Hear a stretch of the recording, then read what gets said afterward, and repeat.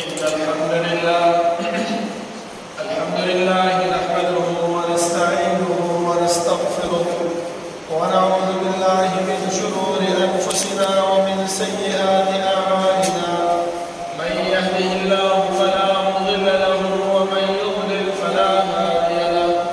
وأشهد أن لا إله إلا الله وحده لا شريك له، وأشهد أن محمدا عبده ورسوله. يا أيها الذين آمنوا اتقوا الله حق تقاته ولا تموتن إلا وأنتم مسلمون. يا أيها الناس اتقوا ربكم الذي خلقكم من نفس واحدة وخلق منها زوجها وبث منهما رجالا كثيرا ونساء، واتقوا الله الذي تساءلون به والأرحام إن الله كان عليكم رقيبا. يا أيها الذين آمنوا اتقوا الله وقولوا قولا سديدا يصلح لكم أعمالكم ويغفر لكم ذنوبكم، ومن يطع الله ورسوله فقد فاز فوزا عظيما. أما بعد، فإن خير الحديث كتاب الله، وخير الهدي هدي محمد صلى الله عليه وسلم، وشر الأمور محدثاتها، وكل محدثة بدعة، وكل بدعة ضلالة، وكل ضلالة في النار. بسم الله الرحمن الرحيم. قاف والقرآن المجيد، بل عجبوا أن جاءهم منذر منهم فقال الكافرون هذا شيء عجيب، أإذا متنا وكنا ترابا ذلك رجع بعيد، قد علمنا ما تنقص الأرض منهم وعندنا كتاب حفيظ. بل كذبوا بالحق لما جاءهم فهم في أمر مريض. أفلم ينظروا إلى السماء فوقهم كيف بنيناها وزيناها وما لها من فروج، والأرض مددناها وألقينا فيها رواسي وأنبتنا فيها من كل زوج بهيج، تبصرة وذكرى لكل عبد منيب. ونزلنا من السماء ماء مباركا فأنبتنا به جنات وحب الحصيد، والنخل باسقات لها طلع نضيد، رزقا للعباد وأحيينا به بلدة ميتا كذلك الخروج. كذبت قبلهم قوم نوح وأصحاب الرس وثمود وعاد وفرعون وإخوان لوط وأصحاب الأيكة وقوم تبع كل كذب الرسل فحق وعيد. أفعينا بالخلق الأول بل هم في لبس من خلق جديد. ولقد خلقنا الإنسان ونعلم ما توسوس به نفسه ونحن أقرب إليه من حبل الوريد، إذ يتلقى المتلقيان عن اليمين وعن الشمال قعيد، ما يلفظ من قول إلا لديه رقيب عتيد. وجاءت سكرة الموت بالحق ذلك ما كنت منه تحيد، ونفخ في الصور ذلك يوم الوعيد، وجاءت كل نفس معها سائق وشهيد. لقد كنت في غفلة من هذا فكشفنا عنك غطاءك فبصرك اليوم حديد. وقال قرينه هذا ما لدي عتيد، ألقيا في جهنم كل كفار عنيد، مناع للخير معتد مريب، الذي جعل مع الله إلها آخر فألقياه في العذاب الشديد. قال قرينه ربنا ما أطغيته ولكن كان في ضلال بعيد. قال لا تختصموا لدي وقد قدمت إليكم بالوعيد، ما يبدل القول لدي وما أنا بظلام للعبيد. يوم نقول لجهنم هل امتلأت وتقول هل من مزيد، وأزلفت الجنة للمتقين غير بعيد، هذا ما توعدون لكل أواب حفيظ. من خشي الرحمن بالغيب وجاء بقلب منيب، ادخلوها بسلام ذلك يوم الخلود.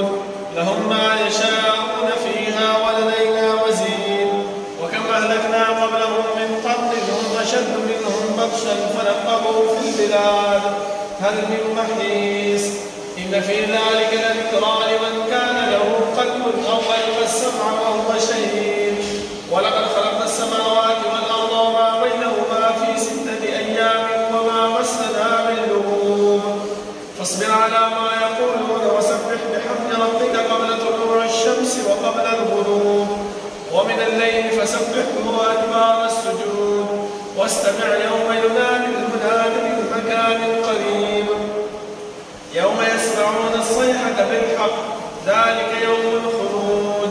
إنا نحن نحيي ونميت وإلينا المصير يوم تشقق الأرض عنهم سراعا ذلك حشر علينا يسير نحن أعلم بما يقولون وما أنت عليهم بجبار فذكر بالقرآن من يخاف وعيد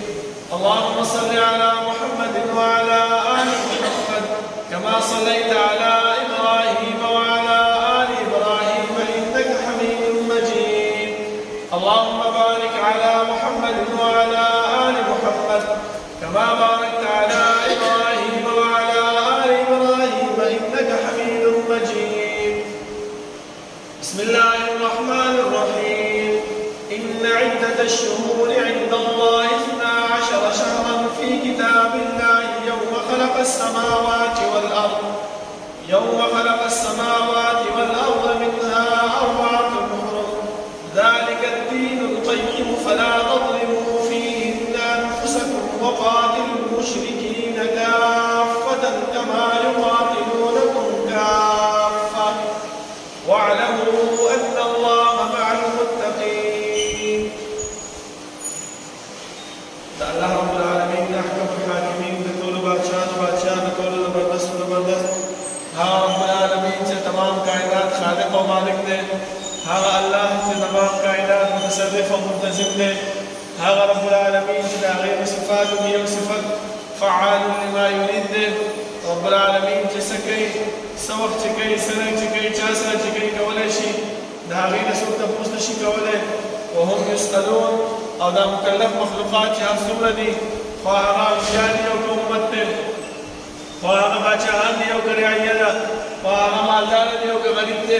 دا هر یو فرد با اللہ رب العالمین تپوس و مختنہ کئی زمان مختنمو دا اللہ رب العالمین دا تپوس و دا مختنہ دا پدی خبر بانی دلالت نہ کئی چی انسان پدی دنیا کی سعمل کئی کم کار چکئی دا اللہ رب العالمین دا غیر مبارکی اس علم نشتا دا زمان مختنمو بلکہ اللہ رب العالمین خبر فرمائے وإن تبدوا ما في أنفسكم أو تخفوه يحاسبكم به الله كم كارونا اجتاس خكاركوي وكم كارونا اجتاس پټوي د هر یو بارک الله رب العالمین تپوس او پختنه کوي د بیا دا تپوس الله رب العالمین د سره وجنه کوي دا تپوس الله رب العالمین د دې د وجنه کوي ځکه دا د دنیا معاملات او د دنیا ماحول هم داسې دی چې کله کوم یو انسان جرم وکي یو انسان غلط کار وکي او هغه کله تاڼۍ ته بوتلی شي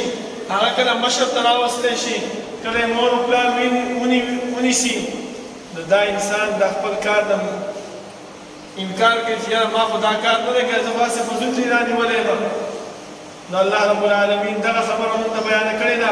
چې کله دا انسان د الله رب العالمین مخې ته ودرولی شي نو دا به بیا دا وایي چې والله ربنا ما كنا مشرکین اے اللہ موږ په دنیا کې هیڅ قسم د شرک نه وکړی نو الله رب العالمین به موږ سره چې کوم کرامت کاتبین مقرر دي د هغو هغه رجسټر موږ ته مخې ته کېږي چې وګوره ستا دا عملنامه په دې کې هر هغه څه لیکلي شوي تا چې په دنیا کې کوم کارونه کړي دي او کومې خبرې دې کړي دي که صحیح خبره دې کړې ده هغه هم لیکلې شوې ده که غلط خبره دې کړې ده هغه هم لیکلې شوې ده که کنځل دې کړې دي هغه هم لیکلې شوې ده او که د نیکۍ کومه خبره دې کړې ده هغه هم لیکلې شوې ده دا رجسټر چې کله د انسان مخې ته کېښودلی شي دا انسان به بیا په هغه وخت کې دا ارمان وکړي چې ما لهذا الكتاب لا يغادر صغيرة ولا كبيرة إلا أحصاها څه چل دی دې عملنامې لپاره چې دې خو نه زما وړه ګناه پرېښې ده خدای ګوډه ګناه پرېښې ده مګر هر یو یې را ایساره کړې ده او هر یو یې دا چاپېره کړې ده زما محترمو الله رب العالمین چې موږ دې دنیا کې پیدا کړي یو نو زمونږ د پیدایش مقصد هغه بېکاره او عبث نه و بلکې الله رب العالمین مونږ جناب محمد رسول الله صلی الله علیه وسلم دې مقصد او دې غرض لپاره راولېږلو چې مونږ دې دنیا کې چې کوم ژوند تېرو دا د الله رب العالمین د هغه قواعد او د هغه اصولو مطابق تېر کړو چې کوم یې مونږ ته مهیا کړي دي کوم یې مونږ ته وضع کړي دي که انسان په هغې باندې ژوند نه تېروي وخت نه تېروي نو دا انسان هېڅکله نشي کامیابېدلی هېڅکله د الله رب العالمین جنت او د رضا نشي حاصلولی ځکه آدم علیه السلام چې کله الله رب العالمین د جنت د دنیا نه راکوز کړو نو یوه خبره یې ورته وکړله چې ای آدم علیه السلام دنیا ته ښکته شه دا دنیا د سامانو د فایدې حاصلولو ځای دی خو یو خبره یاد وساته فإما يأتينكم مني هدى فمن تبع هداي فلا خوف عليهم ولا هم يحزنون زما طرف نه به یو استاد یو قائد راځي که تاسو د هغه قائد او د هغه استاد خبره ومنله نو تاسو به کامیاب یې قبر کې به باندې سیره دی او په آخرت کې به هیڅ قسم د غمجن او خفګان به درته نه میلاږي اوس مونږ ته پکار دی چې مونږ د رسول الله صلی الله علیه وسلم کوم دین چې راوړی دی کوم شریعت چې راوړی دی په هغې باندې عمل کوو او که نه کوو ځکه زما محترمو رسول الله صلی الله علیه وسلم په باره کې الله رب العالمین فرمایي چې دا پیغمبر دا داسې پیغمبر ما تاسو ته درلېږلی دی چې دا ډېر حرصناک دی او ډېر جلدي کوونکی دی په هغه کارونو کې چې دا د الله رب العالمین بندګان او زما دا امت د الله رب العالمین د اور نه او د الله رب العالمین د ګرفت نه بچ شي د دې د وجې نه په هره میاشت کې په هر کال کې په هره ورځ کې چې کوم نیک اعمال کېږي هغه موږ ته پیغمبر ښودلی دی چې دا د عمل دی دا د عمل دی ته وکړه ته به کامیاب شي ته به د الله جنت حاصل کړي ځکه دا کومه میاشت چې تېره شوه د هغه لوی اختر د دې اولني لسو ورځو کې رسول الله صلی الله علیه وسلم فرمایي چې د دې اعمال اجر او ثواب الله رب العالمین ورکوي دا عملونه په دې ورځ کې الله رب العالمین د ډېر محبوب ترین عمل دی صحابو ته پوښتنه وکړو چې الله رسوله جهاد فی سبیل الله نه هم بهترین عمل دی پیغمبر صلی الله علیه وسلم فرمایي چې او د جهاد فی سبیل الله نه هم بهترین عمل دی خو هغه مجاهد چې په خپل ځان او خپل مال سره وځي او شهید شي نو هغه بیا بېله درجه لري خو په دې لسو ورځو کې چې کوم انسان نیک عمل کوي د الله رب العالمین تابعداري کوي د الله د قرآن کریم تلاوت کوي د الله ذکر اذکار کوي د الله په لاره کې خرچه کوي انفاق فی سبیل الله کوي د دې اجر الله رب العالمین دوچنه د انسان له ورکوي بیا پیغمبر صلی الله علیه وسلم وفرمایل چې غوره عمل هغه څه شی دی روژه نیول دي که یو انسان په دې لسو ورځو کې د 9 ورځو کې روژه ونیسي نو الله رب العالمین دې له اجر او ثواب ورکوي خو یو خبره بله دا ده چې د عرفې د ورځې روژه الله رب العالمین پیغمبر صلی الله علیه وسلم په واسطه باندې موږ دا وفرمایل چې په دې کې الله رب العالمین د دغه انسان 2 کاله روژې 2 کاله ګناهونه معاف کوي یو د تېر شوي کال یو د راتګ د کال هغه 10 ورځې الله رب العالمین په موږ باندې تېرې کړې په هغې کې چې کوم موږ نیک اعمال کړي د هغه د الله رب العالمین په خپل دربار کې قبول او منظور کړي ځکه زما محترمو دا یوه خبره یاد وساتئ چې کله هم نیک اعمال کوو نو سمدستي د هغې نه بعد موږ ته دا پکار دی چې موږ د الله رب العالمین نه دا سوال وکړو چې الله دا نیک عمل مې وکړو ما ګوړ عمل مې وکړو دا تر خپل دربار کې زما نه قبول کړه ځکه ابراهیم علیه السلام په باره کې الله رب العالمین فرمایي چې کله هغو کعبه جوړه کړله نو بیا دا ونه ویله چې یاره ډېر لوی کار مې وکړو دا به خامخا الله قبول کړی یاره دا کار مې وکړو الله به داسې کړی الله به هغسې کړي نه هغه څه وایي ربنا تقبل منا انك انت السميع العليم ای الله دغه عمل مو وکړو دا مات کړو عمل مو ستا رضا دپاره وکړو دا ته په خپل دربار کې څه کړه قبول او منظور کړه ځکه زما محترمو د صحابه کرامو په باره کې راځي چې صحابه کرامو به روژې ته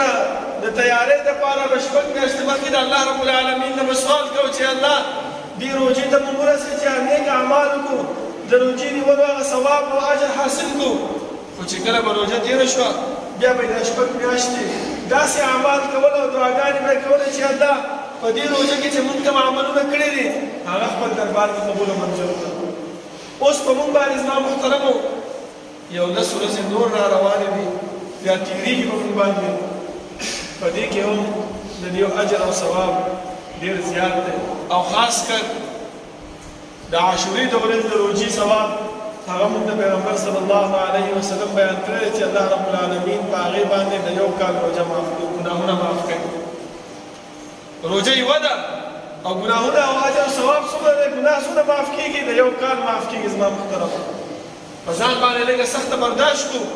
نو الله به زموږ ګناهونه معاف کړي ځکه چې کوم وخت کې الله رب العالمین جنت پیدا کو او جهنم پیدا کو جبرائیل امین ته ویل چې جنت ته لاړ شه هغه چې لاړو جنت یې وکتلو بهر چې راوکتلو الله رب العالمین یې تپوس وکړ چې څه دې پکې ولیدل هغه وویل چې داسې نعمتونه دي چې دا نعمتونه انسانانو په سترګو باندې نه دي لیدلي داسې اسایشونه او ارامتیا پکې ده ستا هېڅ یو بنده که د دې نه خبر شو نو هېڅ یو عمل به ونه کړي بس د دې د جنت عمل به کوي بیا یې جهنم ته یې ولېږلو چې هلته لاړ شه هلته وګوره چې هلته لاړو دا عذابونه او دا اور او دا سختیانې یې ولیدلې نو بیا چې راوګورو تپوس وکړي چې هلته یې اوس څه ولیدل وایي دلته خو داسې عذابونه او جهنم دی که ستا دا بندګان خبر شو نو دې دپاره به هېڅ یو عمل ونه کړي بیا الله رب العالمین د دې جنت د سختیانې تکالیفونه مصیبتونه دا یې دې نه راتاو کړل او د جهنم نه هغه اسایشونه ارامتیا او اسانتیا دا یې دې نه راتاو کړل بیا یې ورته وایي چې اوس لاړ شه وګوره چې هغه جنت ته تلو نو تکلیفونه او مصیبتونه او سختیانې ورته میلاوېدلې نو بیا چې راغی ورته ویل چې ای الله ستا دا بندګان د جنت ته د راتګ توفیق نه ورته میلاوېږي ځکه دیو ارامتیا او اسانتیا لټوي او ارامتیا او اسانتیا تا چې کوم دی د جهنم باندې راتاو کړی دیو به ځي کوم طرف ته جهنم ته بیا الله وفرمایل چې زما نیکوکار بندګان هغه به سختي په ځان باندې برداشت کړي تکالیف برداشت کړي او جنت ته به ځان رارسوي زما محترمو که د بشکال ورځې دي او که د بادرو ورځې دي که هر څه دي زما محترمو خو دا یوه ورځ روژه دا په موږ باندې سختېږي نه که موږ دا ونیسو الله به موږ ته په دې بدله کې څه راکوي یو کال ګناهونه معاف کوي او چې ګناهونه معاف کړي ځای هم کوم ځای دی جنت هم ځای دی زما محترمو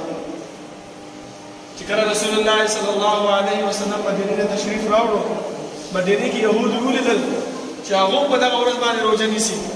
او دلته رسول الله صلی الله علیه وسلم ورته وفرمایل چې تاسو ولې روژه نیسئ هغه ورته ویلې په دې 10مه ورځ باندې الله رب العالمین موسی علیه السلام او د هغې قوم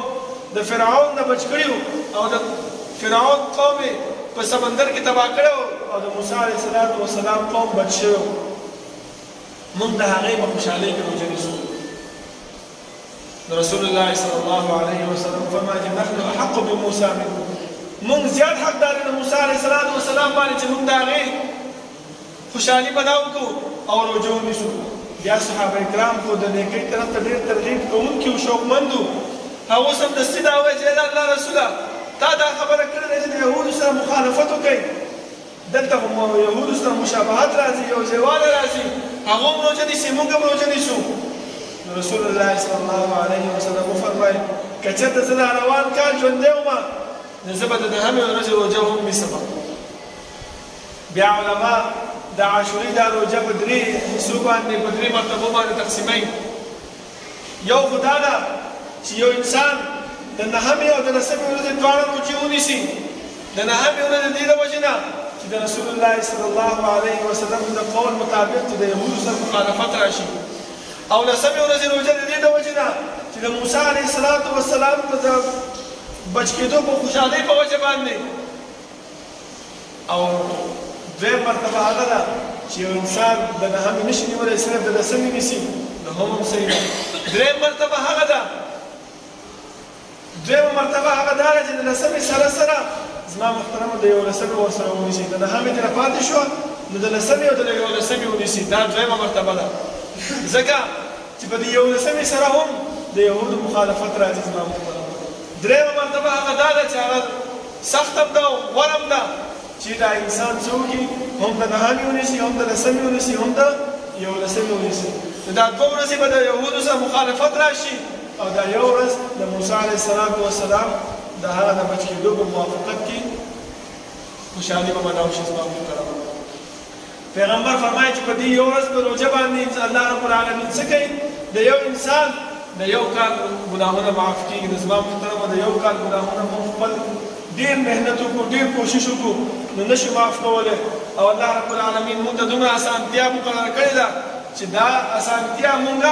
په یو ورځ روژه نیولو باندې کولی شو زما محترمه. او دغه ورځ روژه په کومه ورځ باندې راځي د دوشنبې او د سهشنبې په ورځ باندې زما محترمه. دا راروان دوشنبه او راروان سهشنبه که په دې دوه ورځو کې موږ روژه ونیسو نو انشاءالله الله رب العالمین به زموږ د یو کال ګناهونه معاف کړي. انشاءالله اراده به کوو تیار یو دې د روژې نیولو ته که نه الله رب العالمین دې د عمل کولو توفیق راکړي چې الله رب العالمین دې په دغه ورځو کې موږ چې کوم ګناهونه شوي دي موږ نه هغه دې په دې یو ورځ روژه باندې الله رب العالمین زموږ معاف کړي. اقول قولي هذا واستغفر الله لي ولكم ولسائر المسلمين.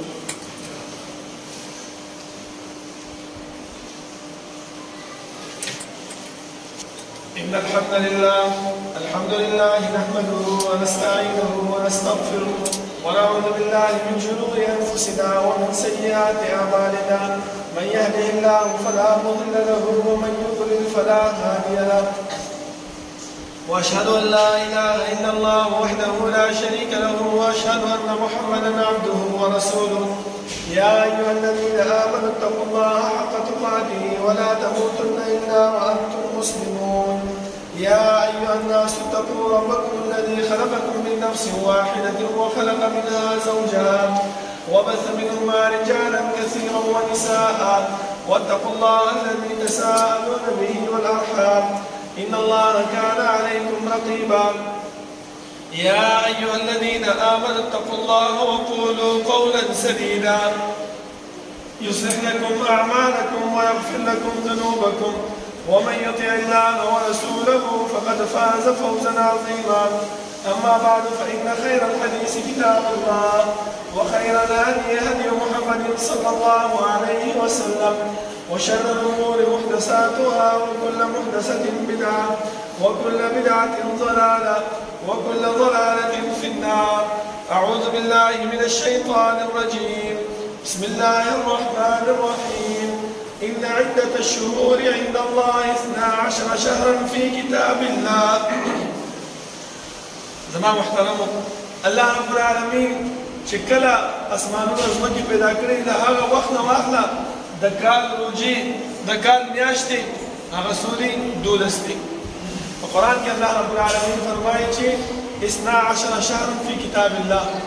12 میاشتې دي د الله رب العالمین په کتاب منها 4 حرم څلور میاشتې هغه الله رب العالمین داسې ګرځولي چې هغه عزتمند دي هغه د مرتبې والا میاشتې دي. کوم انسان چې په هغه څلورو میاشتو کې جنګ جګړې نه کوي بد رد نه وایي او د الله عبادت کوي د الله بندګي کوي د الله رب العالمین قرآن کریم تلاوت کوي د الله په لاره کې خرچه ورکوي انفاق فی سبیل الله کوي الله رب العالمین د داسې انسانانو ته اجر او ثواب نه ورکوي. زما محترم هغه څلور میاشتې کوم یو دي رسول الله صلی الله علیه وسلم موږ ته د هغې تشریح کړې ده ځکه قرآن کریم هغه اجمالی دی او تفصیل موږ ته پیغمبر صلی الله علیه وسلم هغه بیان کړی دی. څلور میاشتې کوم دي 3 پرله پسې دي چې ذوالقعده ده ذوالحجه ده او محرم دی او یو د جماد الاخیر او د شعبان په منځ کې چې د رجب میاشت ده چې موږ ورته زبرګه میاشت وایو. دا څلور میاشتې